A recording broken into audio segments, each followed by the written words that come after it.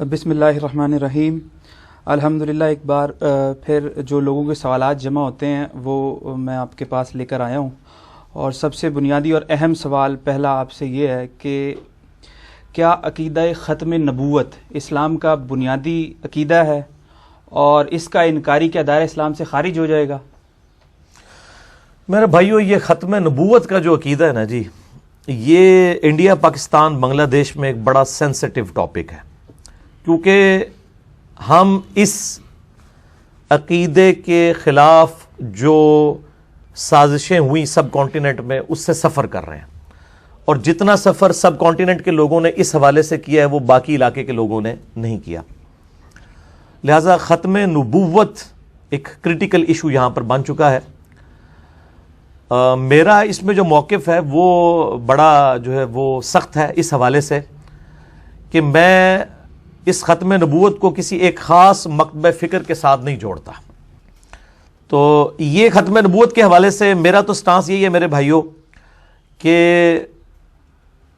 نبی صلی اللہ علیہ وآلہ وسلم کے بعد جو شخص بھی چاہے وہ امتی نبی کا دعویٰ کر کے آپ صلی اللہ علیہ وآلہ وسلم کی ختم نبوت کے اوپر ڈاکہ مارے، یا وہ بزرگ پرستی کا جو ایک سلسلہ چل رہا ہے اس کے نام کے اوپر کشف اور الہام کے ذریعے کوئی اللہ تعالیٰ کے ساتھ ڈیوائن تعلق کسی کا مانے، یا وہ عقیدہ امامت کی یہ بگڑی ہوئی شکل مانے کہ شاید نبی صلی اللہ علیہ وآلہ وسلم کے بعد بھی ایسی ہستیاں دنیا میں موجود ہیں جن سے اللہ تعالیٰ کلام کرے گا یا کرتا رہے گا، سوائے ایک ایکسیپشن کے جو سیدنا عیسیٰ علی نبینا و علیہ الصلوۃ والسلام کا معاملہ ہے، اس پہ تو اجماع امت ہے، مسئلہ نمبر میرا اس کے اوپر 12 حیات مسیح اور نزول مسیح علیہ السلام وہ ریکارڈڈ ہے، وہ بھی امتی کی حیثیت سے آئیں گے، اس کے علاوہ کوئی ایکسیپشن اس امت کے اندر موجود نہیں ہے۔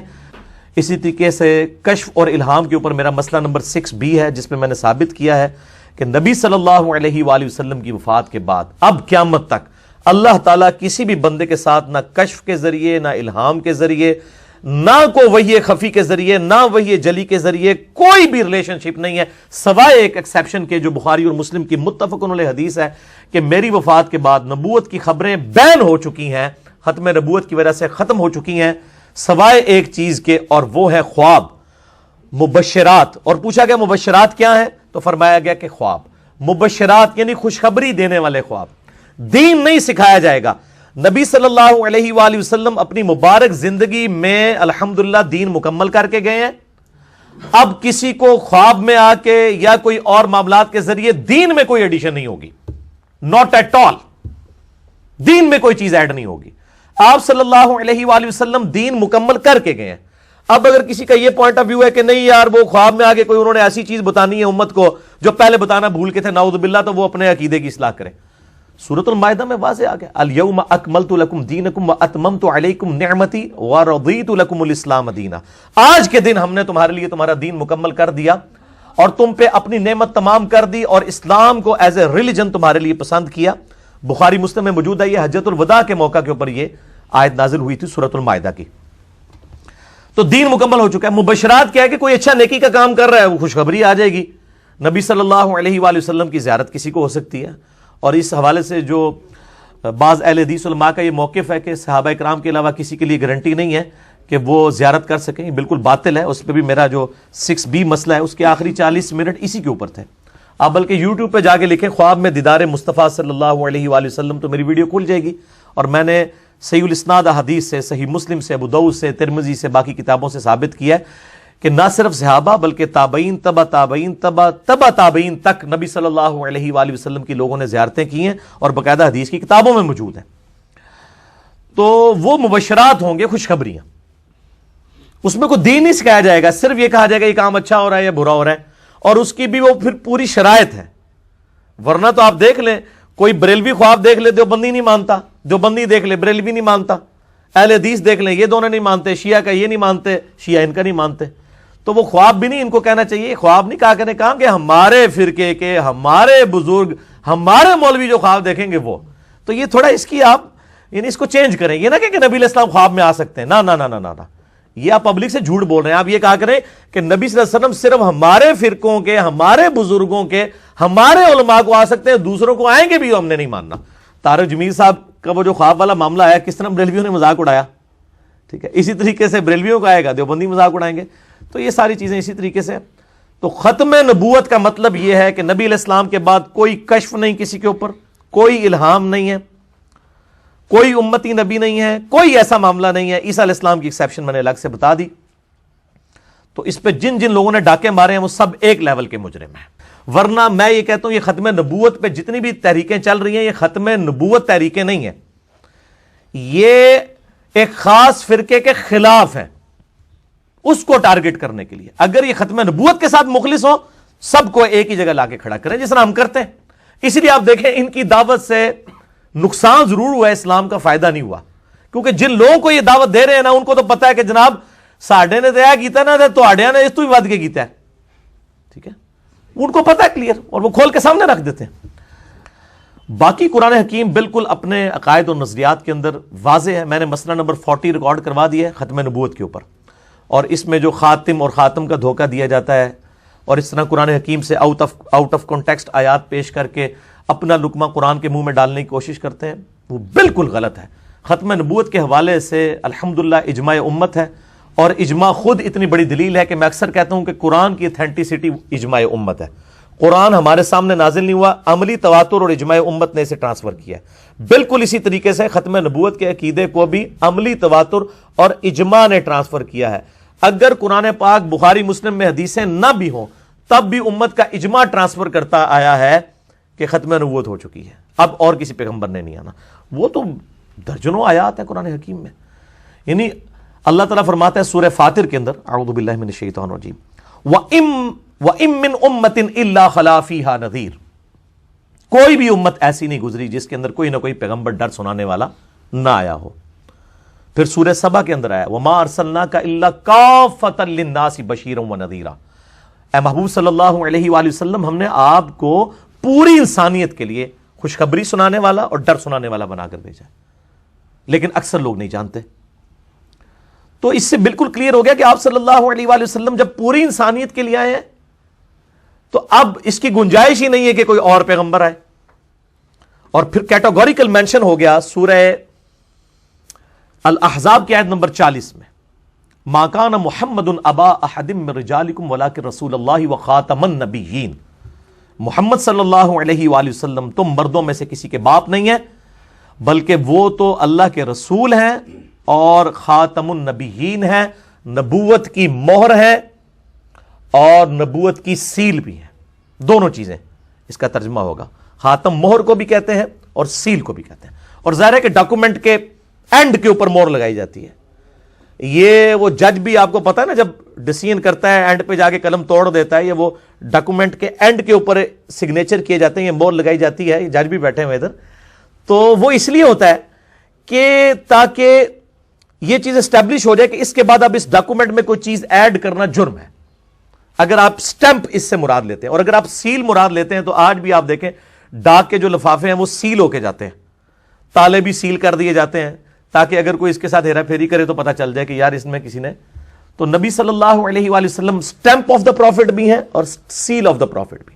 سٹیمپ کا یہ مطلب لینا کہ آپ کے بعد جتنے پیغمبر آئیں گے وہ مہر لگوا کے آئیں گے, تو یہ تو مطلب اپنا لقمہ قرآن کے منہ میں ڈالنے والی بات ہے. قرآن پاک کے زمانے کے اندر جب یہ قرآن نازل ہوا ہے وہ اپنے نظریات کے اندر بالکل واضح ہے. اور پھر صحابہ کرام نے کیسے سمجھا اور آگے کیسے ٹرانسفر کیا.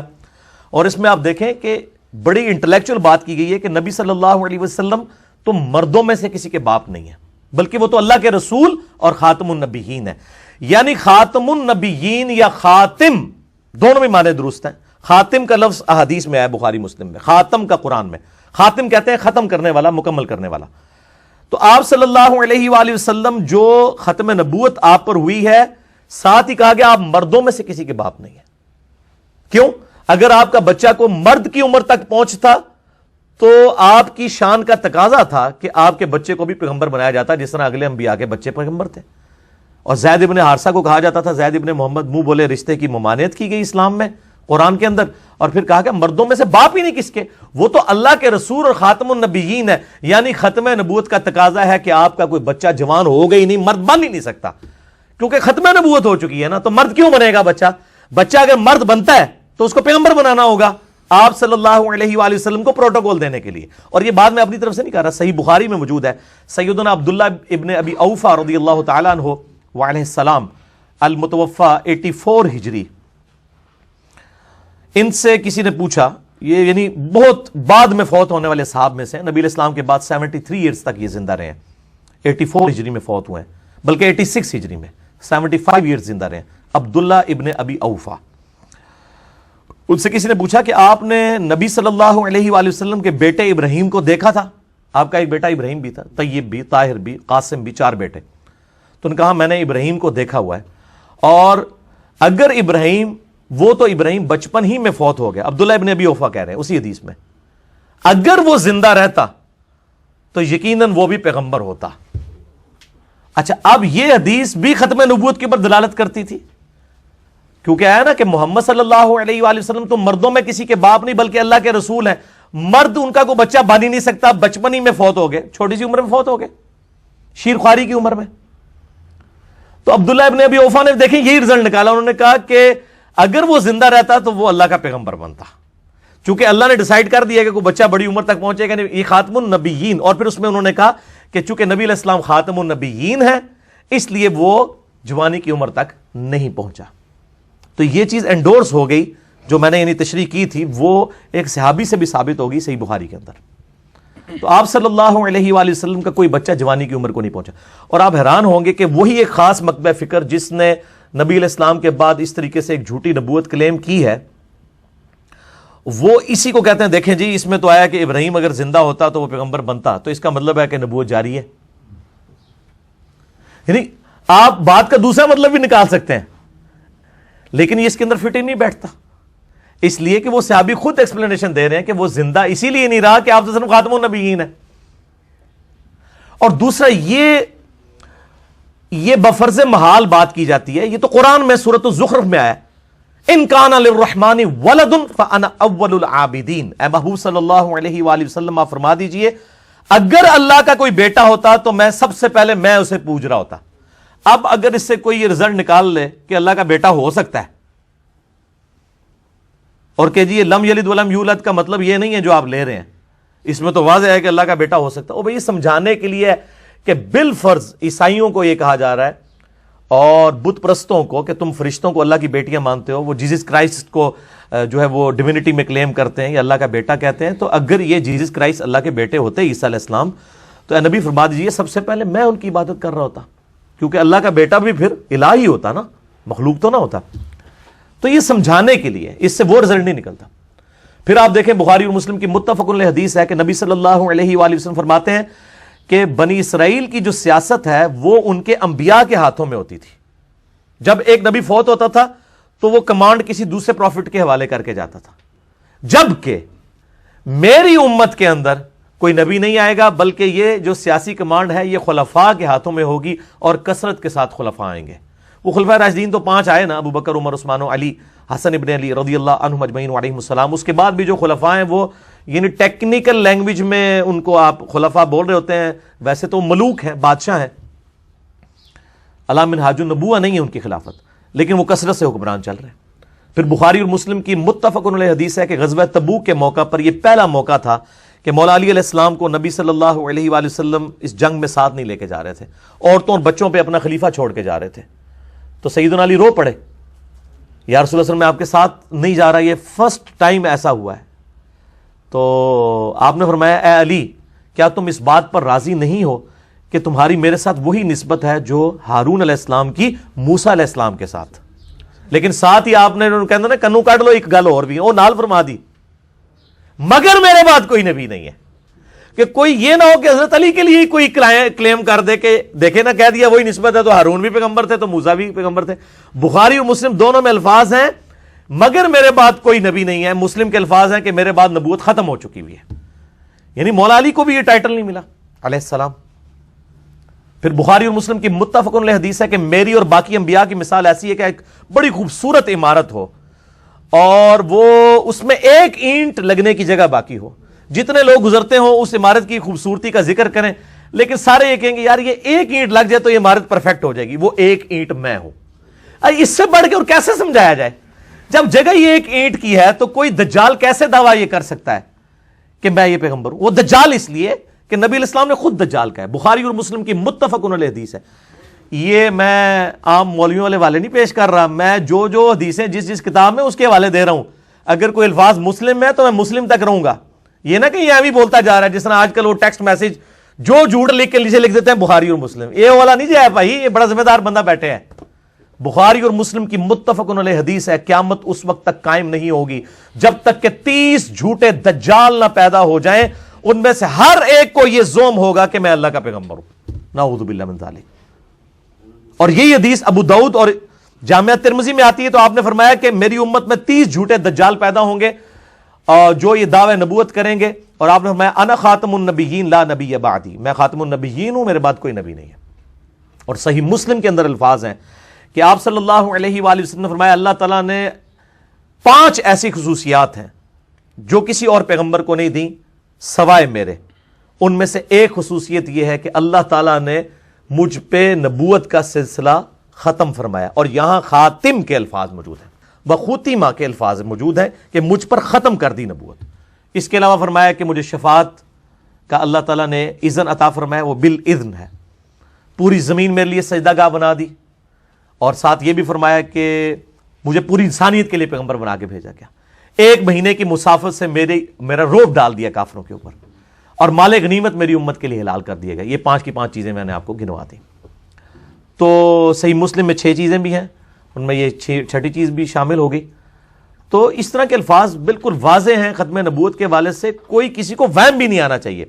اب ہوتا یہ کہ میں وہی ایک بڑی ننگی بات کرتا ہوں اس حوالے سے کہ ہم جن مکاتب فکر کے بارے میں یہ کلیم کر رہے ہوتے ہیں نا کہ یار یہ تو ہے ہی کافر ہیں, یہ تو دار اسلام سے خارج ہیں, ہم بغیر علم کے کر رہے ہوتے ہیں اپنے جذبات کے ساتھ. اگر ہم خود بھی اسی مکتبہ فکر میں پیدا ہوئے ہوتے ہیں نا تو ہم اس مکتبہ فکر کو حق پہ سمجھ رہے ہوتے ہیں اور باقی لوگوں کو کافر سمجھ رہے ہوتے ہیں.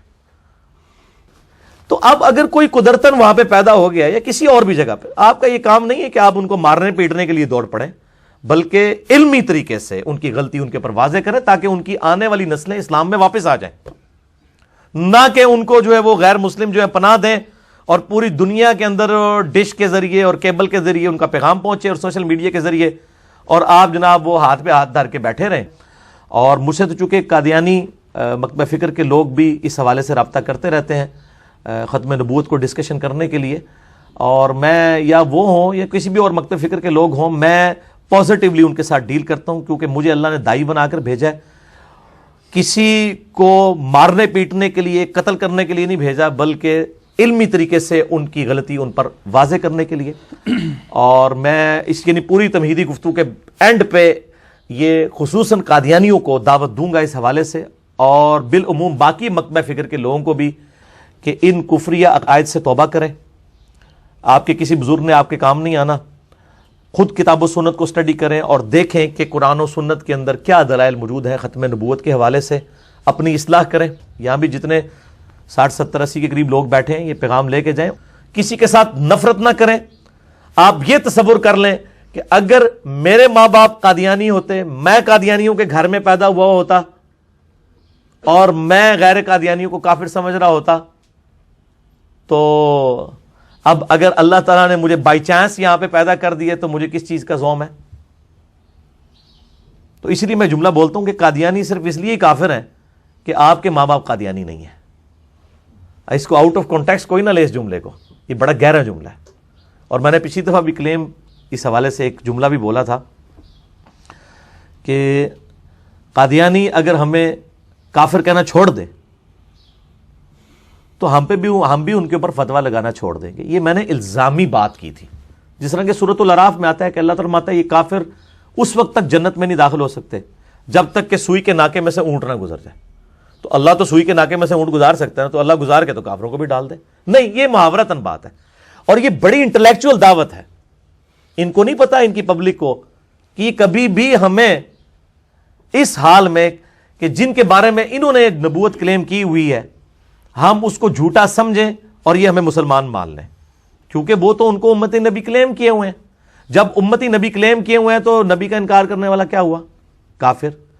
اور اگر میں انکار کر کے بھی مسلمان رہتا ہوں تو اس کا مطلب ہے کہ جس کے بارے میں آپ نے نبوت کلیم کی ہوئی ہے نا وہ نبی نہیں ہے۔ یہ جج تے وکیل ہی سمجھ سکتے ہیں گل، ٹھیک ہے نا؟ ایک کان اینج کر کے پڑھا ہے کہ اگر میں ایسے شخص کو نبی نہ مانوں جس کو آپ مان رہے ہیں اس کے باوجود میں مسلمان ہوں، تو اس کا مطلب ہے جس کے بارے میں آپ کلیم کر رہے ہیں وہ نبی نہیں ہے، کیونکہ نبی کا انکار کرنے والا تو مسلمان ہو ہی نہیں سکتا، تو کافر ہی ہوگا۔ تو یہ ایک انٹلیکچوئل جملہ تھا، اس کو آؤٹ آف کانٹیکسٹ نہ پیش کیا جائے، یہ بہت علمی جملہ ہے۔ اور میرے پاس کچھ قادیانی بھائی کچھ عرصہ پہلے آئے تھے، اور ظاہر ہے کہ میں یہود و نصارہ سے بدتر نہیں ان کو سمجھتا، بالکل کلیئر کٹ میں اپنی ویڈیوز میں بھی کہتا ہوں، اس لیے کہ وہ قرآن کو مانتے ہیں، بخاری مسلم کو مانتے ہیں۔ بس جس طرح آپ کے بزرگ بابوں نے آپ کو نماز کا طریقہ بخاری مسلم سے نہیں بتایا اور پوری زندگی آپ اس طریقے سے چلتے رہے، توحید قرآن کی نہیں سمجھائی، آپ اپنے اپنے مکتب فکر میں دیوبند، بریلوی، اہل حدیث، شیعہ جدھر جدھر لگے تھے لگے ہوئے ہیں، وہ بھی اپنے اپنے مکتب فکر میں لگے ہوئے ہیں۔ آپ کا کام ہے آپ ان کی اصلاح کریں، اور ہمارا کام ہے کہ آپ کی بھی اصلاح کریں، ٹھیک ہے نا؟ ہم تو کہتے ہیں جو بھی غلط ہے اس کی غلطی ہائی لائٹ کرنی چاہیے، مارنے پیٹنے والا کام نہیں کرنا چاہیے۔ تو وہ آئے بھائی، میں نے ان کو کہا، میں نے کہا جی مجھے آپ لکھوا کے لا دیں، تو آج 4-5 سال ہو چکے ہیں وہ واپس نہیں آئے، حالانکہ وہ کہہ رہے تھے نہیں ہم آپ کو مسلمان مانتے ہیں۔ میں نے کہا ایسا نہیں، آپ کا عالم دین کوئی لکھ کے دے کہ جو غلام احمد قادیانی صاحب کو پیغمبر نہ مانے وہ پیغمبر نہ مانتے ہوئے بھی مسلمان ہے، یہ لکھوا کے لیں تو میں آپ کی تکفیر چھوڑ دوں گا۔ یہ میں نے الزامی بات کے طور پہ بات کی، وہ نہیں آئے۔ تو اس کے علاوہ بھی کئی ہیں جو ماشاءاللہ رابطہ کرتے ہیں اور ان کی کلیریفیکیشنز ہوتی ہیں۔ اب یہ ایک الگ سے ٹاپک ہے، مجھے کبھی موقع ملا تو میں انشاءاللہ اس پہ ڈیٹیل ڈسکشن کروں گا۔ بل اس وقت میں چاہ رہا ہوں کہ تازہ ایک کتاب چھپ کے آئی ہے، شیخ زبیر علی زئی رحمہ اللہ تعالیٰ کے شاگرد، ہمارے جیلم شہر سے ہی، غلام مصطفیٰ ظہیر صاحب امن پوری، ان کی کتاب ختم نبوت، یہ جنوری 2018 میں ہی چھپی ہے، اور اگر کوئی اس کا PDF مارکیٹ میں آ گیا تو وہ آپ کے ساتھ شیئر کر دیں گے، میرے علم میں تو نہیں ہے۔ یہ کتاب ان کو ذرا دکھا دیجئے جی، ختم نبوت کے اوپر۔ یہ بڑی پرفیکٹ کتاب لکھی ہے انہوں نے، کچھ چیزیں ہیں جو کمزوریاں ہیں ان کو ان سے قطع نظر، ظاہر ہے انسانی کوشش ہے، کچھ کمزوریاں بھی ہوتی ہیں۔ اوورال انہوں نے الحمدللہ قرآن حکیم کی آیات سے، 40 صحیح اسناد احادیث سے، درجنوں صحابہ کرام کے فتاوی سے، بخاری اور مسلم اور باقی کتابوں سے جو ہے وہ ختم نبوت کے اوپر ڈسکشن کی ہے۔ اور اس کے علاوہ جو قادیانی مکتب فکر کے جو ریزرویشنز ہیں، جو ان کے دلائل ہیں، ان کے بھی بڑے انٹلیکچوئل جواب دیے ہیں۔ یہ آلموسٹ تقریباً 222 پیجز کے اوپر یہ کتاب ہے، تو یہ کتاب آپ ضرور خریدیں۔ اور اس کتاب کا میرا خیال ہے میں نے اس سے کوئی کمائی نہیں کرنی، کوئی یہ نہ سمجھے کہ میں پہ بیچنا وا۔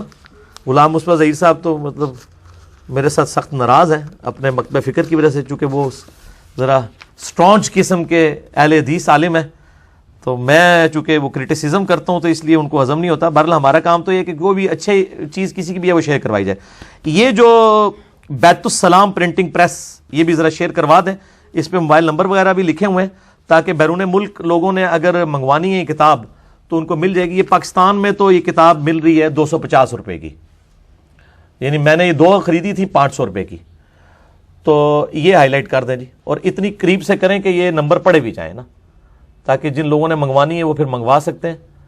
پرنٹنگ پریس کا نمبر بھی لکھا ہوا ہے، 250 روپے پاکستانی ہے، اور اگر آپ یعنی ہول سیل پہ منگوائیں شاید سستی مل جائے، تو اتنی زیادہ رقم نہیں ہے۔ ڈالرز میں کتنی بنی جی؟ 250 $2.5 کیا ہے؟ $2.25 کر لیں، آلموسٹ وہ ڈالر ود گیا، تو $2.25 کوئی شے نہیں ہے، ایک کتاب منگواؤ۔ اور ظاہر ہے کہ اس میں چونکہ ہمارے علماء دین کا بھی ایک سلسلہ اس حوالے سے ان کا ایک انکم کا ذریعہ بھی ہوتا ہے، جواز کی حد تک میں اس کو جائز سمجھتا ہوں، اپنے لیے نہیں، علماء کے چلیں ان کے لیے بھی ایک ہیلپ آؤٹ ہو جائے گی یہ چیز۔ باقی چونکہ یہ بہت اچھی کوشش ہے، میں نے ابھی تک ختم نبوت کے اوپر جتنی کتابیں پڑھی ہیں اس سے زیادہ اسٹرانگ کوئی کتاب نہیں ہے، اور انٹرنیشنل نمبرنگ کے اوپر اس پہ حدیث کے نمبرز بھی لکھے ہوئے ہیں، اور بڑی انٹلیکچوئل گفتگو کی ہوئی ہے الحمدللہ۔ تمام احادیث آلموسٹ انہوں نے اس کے اندر کور کر دی ہیں۔ تو اس سے پہلے شیخ زبیر صاحب نے بھی ایک مضمون لکھا تھا، مقالات کے اندر موجود ہے، لیکن وہ اتنا پرفیکٹ نہیں تھا، یہ اس سے زیادہ بہتر ہے۔ یہ ان کے شاگرد ہیں، انہی کے اصولوں کے اوپر انہوں نے احادیث کے اوپر صحت کے حکم لگائے ہیں، اور اکثر احادیث بخاری اور مسلم سے ہیں۔ تو یہ یعنی میرا ایک علمی انصاف تھا کہ میں باقی اس کے اندر جو انہوں نے لینگویج یوز کی ہے، بعض جگہ کہیں اگر سخت لینگویج یوز ہوئی ہے تو میں پیشگی معذرت کر لوں، اس کی وجہ سے کہ میرا مزاج نہیں ہے کہ میں اس طریقے سے، اور دوسرا اس میں کمزوری اس حوالے سے بھی ہے کہ انہوں نے خاص مکتبہ فکر کو ٹارگٹ کیا ہے، وہ کمزوریوں کی کمپنسیشن میرا مسئلہ نمبر 40 آپ دیکھ لیں، یوٹیوب پہ جا کے لکھیں 40 مسئلہ MAS اپوسٹرافی والا کاما ALAH، مسئلہ کہتے ہیں عربی میں سوال کو، اور سوال ویسے ہم اردو میں کہتے ہیں لفظ سوال ہے، پیش ہے، علماء سے میں بول رہے ہیں، ٹھیک ہے جی۔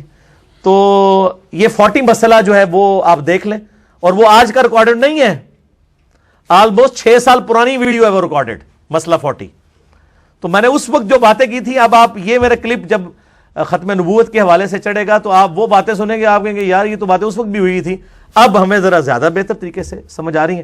تو یہ پہلا سوال کریٹیکل تھا، تو میری چونکہ تیاری تو نہیں تھی، جو میرے دل کا درد تھا میں نے سامنے رکھ دیا، تو ابھی بھی بہت کچھ بول سکتا ہوں، لیکن میرا خیال ہے باقی سوالات کو کور کریں تاکہ ٹائم بھی ہم فارغ بھی ہو جائیں۔ بس اسی ضمن میں ایک سوال یہ ہے کہ ٹھیک ہے کفری عقائد بھی ہوتے ہیں اور ہمارے علماء کی اکثریت نے ان کو دائرہ اسلام سے خارج بھی کر دیا ہے، مسئلہ نہیں یہ، مسئلہ نہیں، اس کے بعد مسئلہ یہ ہے کہ جب ہم ان سے لا تعلق ہو جاتے ہیں، ملنا ملانا یا اس طرح کی کوئی گیدرنگ ہی نہیں ہوتی، تو پھر ہم ان کو کس طریقے سے ختم نبوت کی دعوت دیں گے یا دائرہ اسلام میں لانے کی کوشش کریں گے جبکہ ہمارا کوئی تعلق ہی نہیں ہے؟ بالکل صحیح کہہ رہے ہیں، یہ تعلق ختم کرنے والی تو کوئی بات ہونی نہیں چاہیے۔ آپ یعنی یہی ہمارے لوگ جو ہیں وہ باہر کے ملکوں میں جا کے یہودیوں کی، عیسائیوں کی نوکریاں کر رہے ہیں، ان کے ٹوائلٹ صاف کر رہے ہیں، ادھر تو ان کو کوئی نہیں سمجھا رہا۔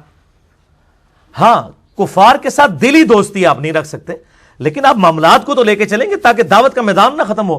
دوسری طرف تو کہتے ہیں کافروں کے لیے آپ صلی اللہ علیہ وآلہ وسلم نے چادریں بھی بچھا دیں، یہ ہمیں بتا رہے ہوتے ہیں نا، وہ جی بڑھیا جو ہے وہ چاہے وہ ضعیف ہی واقعہ ہے لیکن ان کے لیے تو صحیح ہے نا، وہ کانٹے بچھاتی تھی تو آپ صلی اللہ علیہ وسلم اس کی تیمارداری کے لیے چلے گئے۔ تو یہ مثالیں جب دے رہے ہوتے ہیں تو مطلب خود بھی یہ غور کریں۔ تو دعوت کا میدان کبھی بھی خالی نہیں چھوڑنا چاہیے، تعلق قائم رکھیں اور دعوت اور اصلاح والا معاملہ کریں، لیکن اس میں یہ بھی مشورہ دوں گا کہ پہلے آپ خود بھی ایجوکیٹ ہوں۔ بڑے اکڑ کے لوگ پہنچ جاتے ہیں سامنے، آندھی الف بے نہیں ہوندی، نہ کسی آیت دا پتہ نہ کسی حدیث دا پتہ، تے ٹوٹ جاندے نے مناظرے کرن۔ تو پہلے آپ علم حاصل کریں، اس کے بعد آپ کسی کو دعوت دیں، آپ پہلے خود بھی تو ایجوکیٹ ہو نا اس حوالے سے، ٹھیک ہو گیا؟